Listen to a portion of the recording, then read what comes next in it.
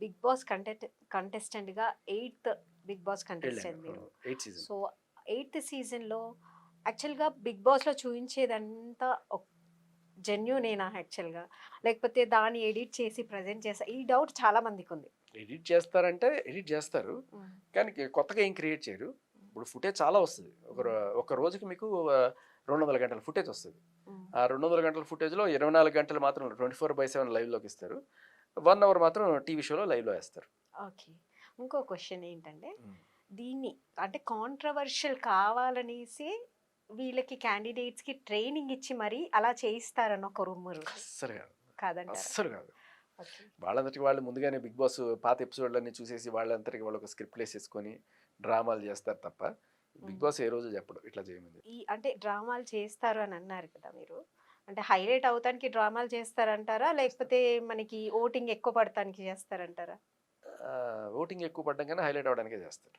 Okay. Voting అనేది డ్రామాలు చేస్తే జనాలకి అర్థమైపోద్ది. వీళ్ళు హ్మ్. డ్రామాలు చేస్తున్నారా అని. బట్ 'బిగ్ బాస్' మాత్రం డ్రామాలని కొంత ఇష్టపడతాడు. దాన్ని హ్మ్. ఎక్కువ చూపిస్తాడని గత ఎపిసోడ్‌లు చూసిన వాళ్ళందరికీ తెలిసి, అవి ఎక్కువగా ఈ లవ్ ట్రాక్‌లు అదే ఇట్లాంటివన్నీ కాంట్రోవర్షియల్ ఇష్యూస్ చేస్తూ ఎక్కువ ఉంటాడు. చూయిస్తుంటారు. అంతే. ఓకే. ఇంకోటి నా పాయింట్ ఆఫ్ వ్యూలో సొసైటీకి ఇది వేస్ట్ ఆఫ్ టైమ్, హ్మ్. వేస్ట్ ప్రోగ్రామ్ అంటాను నేను. హ్మ్. మీరేమంటారు? ఆహ్, దీంట్లో కూడా కొంత నీతి ఉంది. ఎంటర్‌టైన్‌మెంట్ మాత్రమే కాకుండా ఒక చిన్న నీతి. నేను మెసేజ్ ఇవ్వను. మీ అంతటికి మీరే అర్థం చేసుకోండి అని 'బిగ్ బాస్' చెప్తాడు. అదేంటంటే ఆహ్, సొసైటీలో మనకి కొన్ని క్యారెక్టర్స్ చలామణి అయిపోతుంటాయి. ఆహ్, చాలామంది తప్పు, ఇది తప్పు చేస్తుంది అంటారు. కొంతమంది వాళ్ళ స్వేచ్ఛ వాళ్ళ ఇష్టం. ఇప్పుడు సపోజ్ మందు కొడుతుంది ఒక అమ్మాయి, లేకపోతే సిగరెట్ తాగుతుంది. ఈ ఓపెన్‌గా ఒక నలుగురు, ఐదుగురు బాయ్ ఫ్రెండ్‌లు మెయింటైన్ చేస్తుంది. నా జీవితం నా ఇష్టం. ఎవడు అడగడానికి లేదు.